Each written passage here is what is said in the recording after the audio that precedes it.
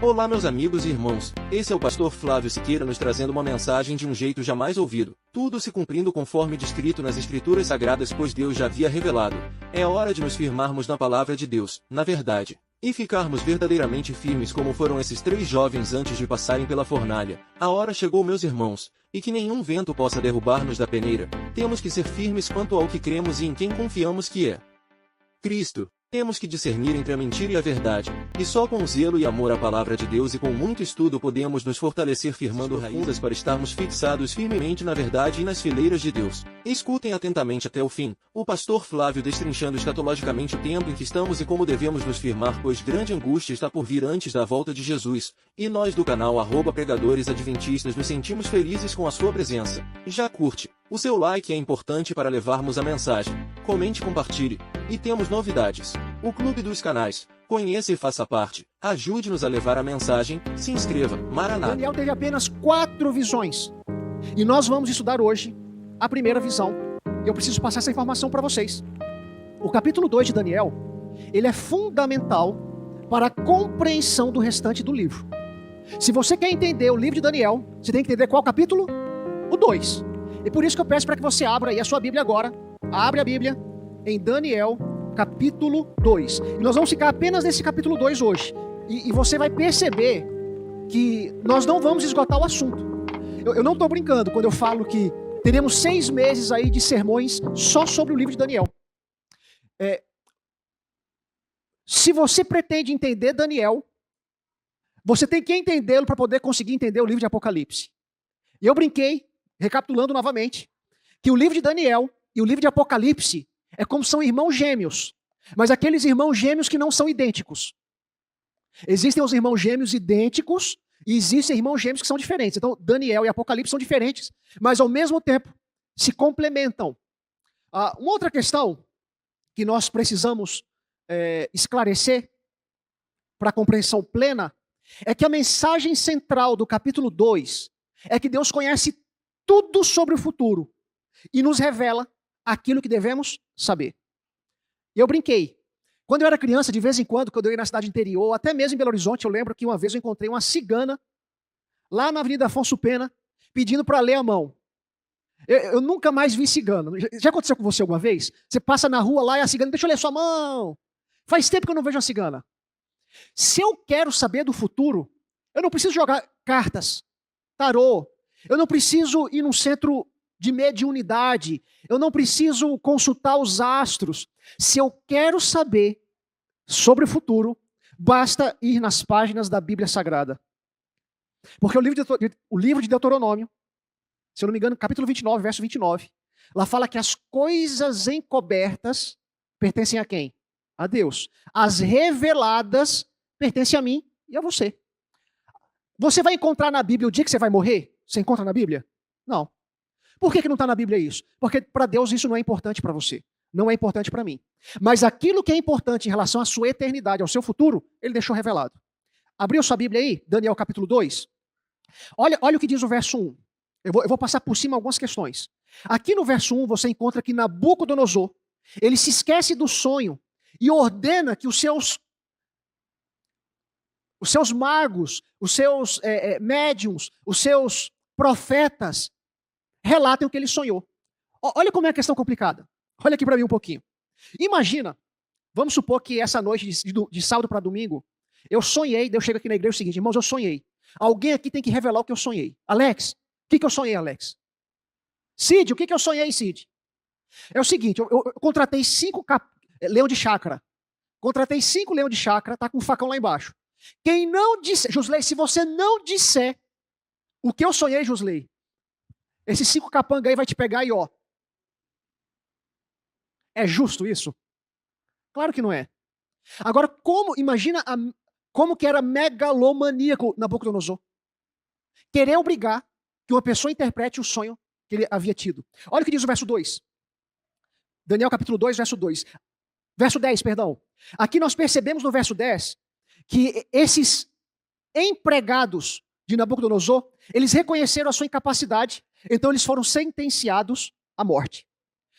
Interessante, quando eu não tinha estudado profundamente o capítulo 2, eu fiquei pensando, Eu falei ontem, Daniel, quando ele foi levado para a Babilônia, ele foi levado 14, 15, no máximo 16 anos.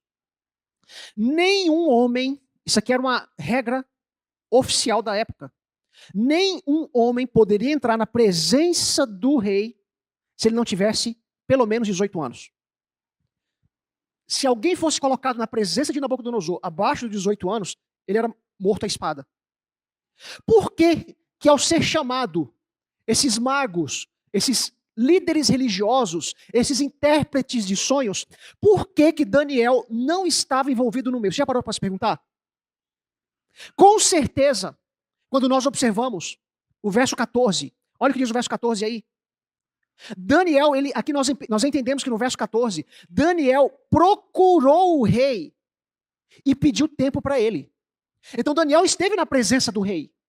Mas por que ele não fazia parte da corte de Jane? Eu vou usar um termo que você vai entender. Existem alguns gestores, algumas áreas e algumas profissões, que é um aprendiz. Ele é chamado de júnior, não é? Um assistente júnior, um administrador, um engenheiro. O Emerson trabalha com arquitetura. Daí, de repente, ele tem um trabalho maior, daí ele chama um recém-formado ou alguém que está cursando arquitetura para ajudá-lo a executar o projeto. Exatamente isso era o Daniel. Aqui nesse sonho, ele deveria ter 19 anos, 20 anos no máximo. Olha o que diz o verso 19. Quando nós observamos o verso 19, ele louva a Deus. Ele quem? Daniel. Olha o que diz o verso 24. Ao fazer o decreto, a mensagem do verso 24, Daniel é levado ao rei. No verso 31, nós temos a interpretação do sonho. 36. No verso 46, nós entendemos que Daniel, ali ele é promovido. Nós vamos entrar em detalhes daqui a pouquinho a respeito disso. Mas olha só. O clímax das 4 profecias ocorre quando Deus do céu suscita um reino que não será jamais destruído. Eu quero ler com você Daniel capítulo 2, no verso 44. Daniel capítulo 2, no verso 44. Olha o que diz aqui. Mas nos dias destes reis, o Deus do céu suscitará um reino que não será jamais destruído. Esse reino não passará a outro povo. Esmiuçará e consumirá todos esses reinos, mas ele mesmo subsistirá para sempre. Deus está falando aqui do quê? Quando nós pegamos o verso 38, Daniel capítulo 2, do verso 38 até o verso 42, nós encontramos Deus trazendo a descrição completa da geopolítica mundial daqueles dias até os nossos dias. Pensa comigo. Você é um grande manda-chuva. Você sabe que essas pessoas, uma boa parte deles são megalomaníacos, né? Hoje a Turquia, Erdogan lá, 20 anos governando a Turquia, correndo o risco de não vencer as eleições. Esses homens não querem abandonar o poder. Se olha Vladimir Putin, ele não quer largar o poder. Alguns saem do poder e fazem de tudo para voltar a ter poder. Aí a pessoa cheia de orgulho. Aí Nabucodonosor teve um sonho. Daí Daniel, Deus permitiu que Nabucodonosor não se lembrasse do sonho. Por quê? Porque Deus suscitaria um servo fiel para dizer e lembrar o rei do sonho que ele havia tido, para mostrar que de fato a pessoa que estava interpretando era alguém enviado por Deus.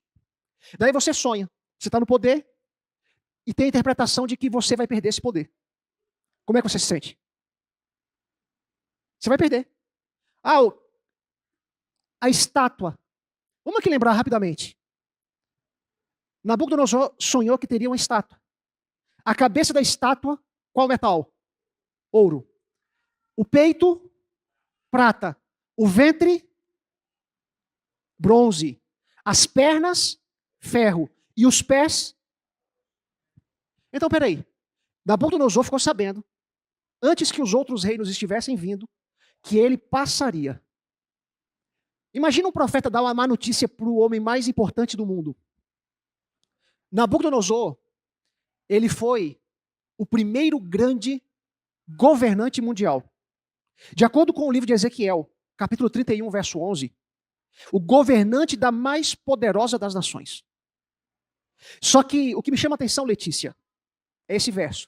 Jeremias 27, verso 6.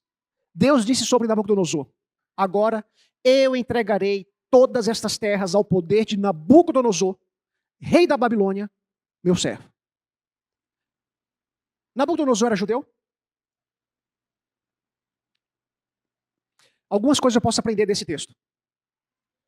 Deus não vai salvar apenas aqueles que estão na igreja. Deus vai salvar muçulmanos, Deus vai salvar católicos, Deus vai salvar espíritas. Alguns acham muito polêmico o que eu vou dizer agora, mas eu acredito nisso. Deus pode salvar ateus, Deus vai salvar alguns ateus, porque Deus sabe o porquê alguns ateus são ateus. Quais os motivos? Aquilo que eu não sei. Deus vai salvar pessoas no passado que nunca ouviram falar no nome de Deus, mas que foram sinceros no conhecimento que eles possuíam. Deus vai salvar. E eu digo até o seguinte: Deus pode até salvar alguns adventistas. Que bom, né? A gente tem chance. Deus nos dá a chance.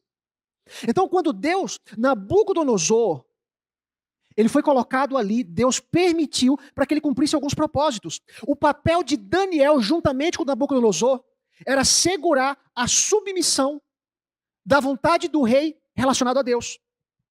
Agora, e Daniel? Daniel foi um homem fantástico. Se você parar para pensar, Daniel foi, sem sombra de dúvidas, um dos homens mais perfeitos que pisou aqui nessa terra. Nós não encontramos nenhuma informação de um deslize. Ele esteve como homem principal de pelo menos 3 ou 4 reis. Quando um rei, ou quando um governante, vamos supor, um dos ministérios mais importantes de um país é o Ministério da Economia. Aí no Brasil entrou um novo presidente, ele vai colocar quem ele confia.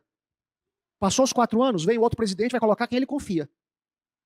Os governantes saíam e Daniel permanecia.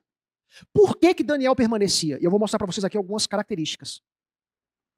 Como que Daniel conseguiu chamar a atenção de Nabucodonosor? Era a nação mais importante da época. Milhares de pessoas o serviam. Ele buscava e pegava para si os melhores de cada país, de cada nação. Por que Daniel ele escutou um jovem de 19 anos? Primeira característica. Daniel tinha uma personalidade firme. Ele sabia quem era, ele sabia o que Deus esperava dele, e ele sabia o que ele poderia conquistar, juntando as suas capacidades com as bênçãos de Deus. Segundo aspecto, Deus o fez alcançar misericórdia e compreensão da parte dos oficiais. Daniel ele sabia conquistar as coisas, porque ele falava a coisa certa na hora certa para a pessoa certa. Vou repetir. Você quer ter sucesso na vida interpessoal? Fale a coisa certa para a pessoa certa na hora certa, do jeito certo. Ele não fazia barraco. Ele não ameaçava com greve. Ele não trabalhava nos bastidores, nas sombras. Ele era autêntico, mas um autêntico com classe. Terceira característica de Daniel. Ele, com seus companheiros, demonstrou superioridade física. Ele não se preocupava apenas com seus aspectos intelectuais. Ele queria que o seu físico fosse compatível com as vantagens mentais que Deus havia dado a ele. E aqui já vai a questão da superioridade intelectual. Eu tive colegas na época de escola, na época da faculdade, alguns amigos que nem precisavam estudar e tiravam 10. Daniel, ele não precisava estudar, ele tirava 10, mas mesmo assim ele estudava para exercitar o seu cérebro, para expandir o conhecimento e alcançar o alcançável humanamente falando. E uma coisa que me chama a atenção, Daniel e seus companheiros, eles foram considerados, gente, isso aqui não é um número qualquer, 10 vezes mais doutos do que os seus colegas. Você pega do Brasil todo os jovens mais inteligentes e faz testes físico, moral, intelectual, e a pessoa vence com 10 vezes mais vantagem. Daniel era um super-homem. Por quê? Ele cuidava de todos os aspectos de maneira integral, físico, mental e espiritual. Nós temos que colocar Daniel como um padrão para todos nós, sem sombra de dúvidas. E Daniel capítulo 2, no verso 38, nós encontramos que há um Deus nos céus que revela os mistérios. Ele mostrou ao rei Nabucodonosor o que acontecerá nos últimos dias. Agora eu pergunto, por que Deus mostrou para Nabucodonosor? Por que Deus não mostrou para outros imperadores, para outros reis? Por quê? Já se perguntou? Porque Nabucodonosor é um exemplo de governante que existe nos dias atuais, que mesmo tendo poder, mesmo tendo um pezinho na megalomania, são pessoas acessíveis e Deus quer trabalhar na vida e no coração desses homens. Exatamente isso. E quando Deus mostrou o sonho da estátua, eu queria que, isso aqui é importante, para você entender as 4 visões, você tem que decorar esse pedacinho. Deus deu para Nabucodonosor o sonho da estátua. Cabeça de ouro representando Babilônia. Peitoral de prata simbolizando a Medo-Pérsia. O quadril de bronze simbolizando a Grécia. As pernas de ferro simbolizando Roma. E os pés com ferro. Eu lembro quando eu estudei química, e eu aprendi, eu esqueci muita coisa, mas isso aqui eu não esqueci não. Materiais homogêneos e heterogêneos. O material heterogêneo, ou homogêneo, você pega água e pega barro, você faz uma mistura homogênea. Agora você pega barro e ferro, por mais que você tente misturar, isso é uma mistura heterogênea. Ela fica mais frágil. Ela fica muito... Olha comigo o que diz Daniel capítulo 2, a partir do verso 38. 2 a partir do verso 38. Olha o que diz. Depois de ti se levantará outro reino inferior ao teu, e um terceiro reino de bronze, o qual terá domínio sobre toda a terra. Olha o que diz o verso. Eu falei 38, né? E eu li o 39. Olha o que diz o verso 40. O quarto reino será forte como ferro, pois o ferro a tudo quebra e esmiuça, como o ferro quebra todas as coisas, assim ele fará em pedaços e esmiuçará. Deixa eu dar uma informação para vocês. Qual que é o método de interpretação que nós fazemos com as profecias? É o método histórico profético. O que significa isso? A profecia de Deus, ela vai acontecer na história. Hoje, nós olhamos no retrovisor da história e nós conseguimos observar claramente que isso tudo que Deus falou aqui aconteceu. Mas Daniel e Nabucodonosor, eles souberam de uma profecia que estava onde? Estava no futuro. E de fato, o Império Babilônico, que é a cabeça de ouro, geograficamente foi o menor império. Mas não houve, de todos aqui descritos no capítulo 2 de Daniel, o império mais rico que o Império Babilônico. As ruas, elas eram ornamentadas com ouro. As paredes, imagina aí o arquiteto da Babilônia, Emerson. O jardim suspenso. A Babilônia ficava no deserto. E a cidade, uma das 7 maravilhas do mundo antigo, jardins suspensos, o material com ouro, com plantas exóticas, com animais exóticos. O segundo império, olha o tamanho, a Medo-Pérsia. Ele foi maior geograficamente, mas ele não chegou a ser tão rico quanto o Império Babilônico. O terceiro império, a conquista com Alexandre o Grande, em 13 anos, ele conquistou mais território que todos os antecessores. Mas ele não foi um império rico também, por isso ele é simbolizado pelo bronze.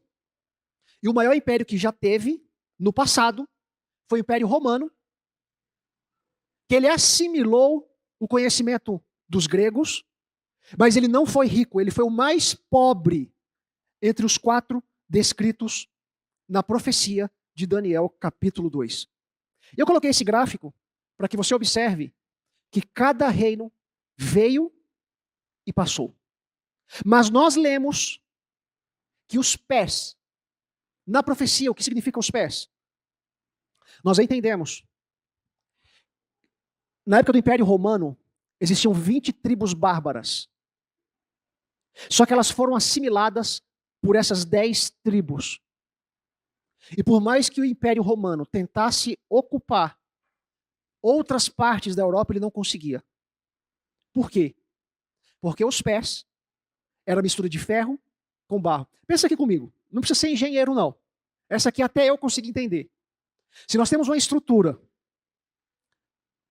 e você faz a base da estrutura com material de baixa qualidade, mas você faz o prédio de boa qualidade, mas a estrutura você faz com o pior material que tem, mas o prédio é bom.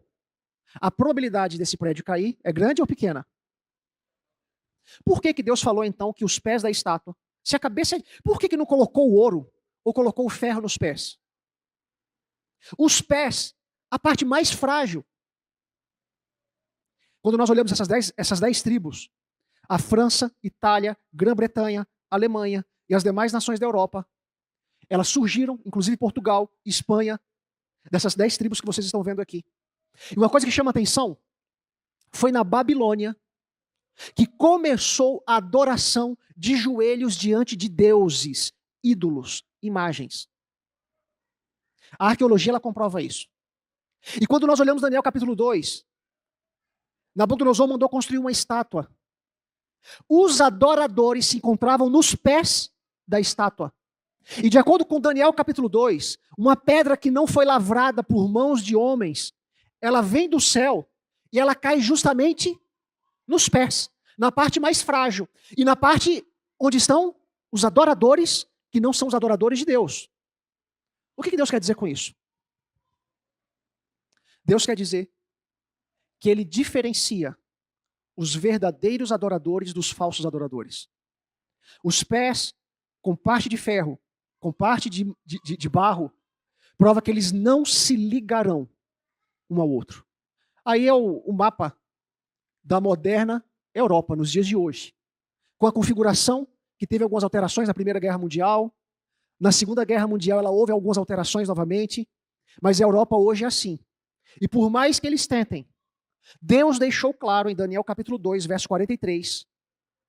Eu peguei exatamente as frases do verso 43. Quando Deus afirma, mas não se ligarão um ao outro.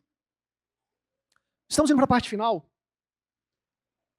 Mas você precisa entender isso aqui. Muitos homens ambiciosos e talentosos tentaram unir a Europa. Sempre. Eu coloco aqui alguns exemplos. Carlos Magno, no 8º século. Nós podemos falar de Carlos V, no século XVI. Podemos falar de Napoleão, no século XVIII. Podemos falar de Kaiser Guilherme II, no século XX. Podemos falar também de Hitler, querendo instituir o Terceiro Reich no século XXI. Mas sabe o que Deus fala? Mas não se ligarão um ao outro. Aí você fala, pastor, mas tem a União Europeia. Eles não se ligarão um ao outro. Por quê? Porque Deus disse que não se ligarão. Eu quero que você leia comigo Daniel capítulo 2, do verso 47 até o verso 49.